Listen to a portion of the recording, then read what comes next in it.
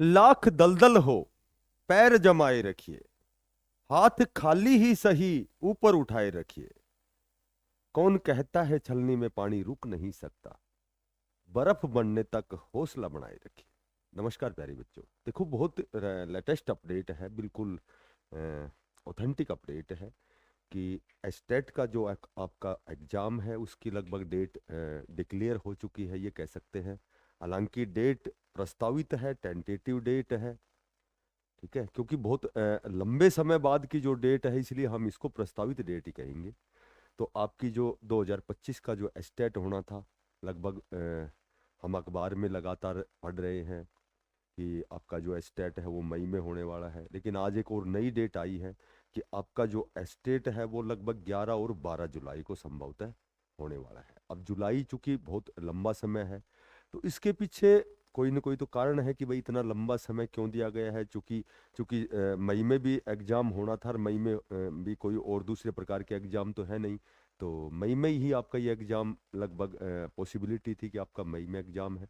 लेकिन ये आपका जो एग्जाम है, जो फिलहाल लेटेस्ट न्यूज है कि आपका एग्जाम 11 और 12 जुलाई को होना है, ठीक है। अब इसमें भी कितनी सच्चाई है, क्योंकि हम तो केवल उसी बात को मानते हैं कि भाई कहीं न कहीं अखबार में कोई जानकारी मिलती है या कहीं और दूसरे माध्यम से, ठीक है।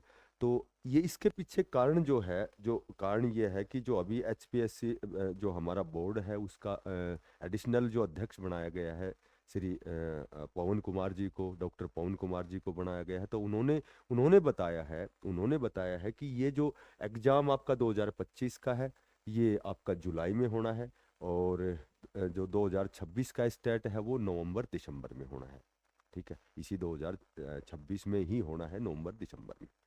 तो इसके पीछे का जो मेजर जो मुख्य कारण क्या है कि आपके जो एस्टेट के फॉर्म है वो दोबारा से रीओपन होंगे, इस तरह की जानकारी है। लगभग ये जानकारी बिल्कुल ऑथेंटिक जानकारी है कि आपके जो फॉर्म है वो रीओपन होंगे। इसके पीछे क्या कारण है? इसके पीछे ये कारण है कि लगभग 2/2000 शायद 2012 2/2012 की एक भर्ती थी जेबीटी की, जिसमें लगभग 4,000 अप्रोक्सीमेटली जो अध्यापक गण हैं उनकी नियुक्ति हुई थी। और उनकी जो क्वालिफिकेशन थी वो उनका एक्सपीरियंस जो था, यानी कि वो एस्टेट पास नहीं थे, एक्सपीरियंस बेस पर उनका सिलेक्शन हुआ था।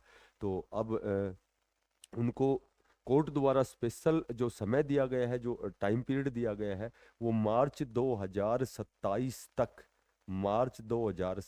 तक उनको एस्टेट पास करना है, ठीक है। और मार्च 2027 तक एस्टेट पास करना है। तो उन सभी अध्यापक गणों को जो ऑलरेडी पहले से कार्यरत है, जो जेबीटी पदों पर जो लगे हुए हैं, तो उनको एक और अवसर मिले, क्योंकि 2027 तो यानी कि 26 चला हुआ है, 27, तो अभी उनको 2025 के एस्टेट में अवसर दिया जाएगा, 2026 में बैठेंगे तो उनको दो अवसर मिलेंगे। तो इसलिए ये जो फोरम है ये आपके रीओपन होंगे, उन एक्सपीरियंस के जो अध्यापक गण हैं उनके लिए ये दोबारा से रीओपन होंगे। तो जहां तक सुनने में आया है 11 और 12 जुलाई आपकी टेंटेटिव डेट रहेगी एस्टेट एग्जाम 2025 की, ठीक है। और एस्टेट पर सभी को पता है कि एस्टेट जो 2025 का होगा, 2026 का होगा, मे भी 2025 का जो आपका एस्टेट होगा जुलाई, तो उसी एस्टेट के बेस पर आपकी एक बड़े स्तर पर आपकी जे टीजीटी और पीजीटी प्लस में रेस्ट ऑफ हरियाणा जो जेवीटी की, तो वो तो संभवतः पहले भी आ सकती है, क्योंकि उस पर तो वो तो मुद्दा बहुत ज़्यादा हाईलाइट में है। तो संभवतः वो तो पहले भी आ सकती है, या हो सकता है कि 2025 का जो ये एस्टेट है, जो भी साथी एस्टेट क्वालिफाई होंगे उनको भी उसमें इंक्लूड किया जाए, उनको भी अवसर मिले। तो आपका जो ये एस्टेट 2025 का जुलाई में, या हो सकता है मई में हो, लेकिन पॉसिबिलिटी ज़्यादा इसकी जुलाई में है, क्योंकि उन साथियों के लिए ये फॉरम दोबारा से रीओपन होंगे।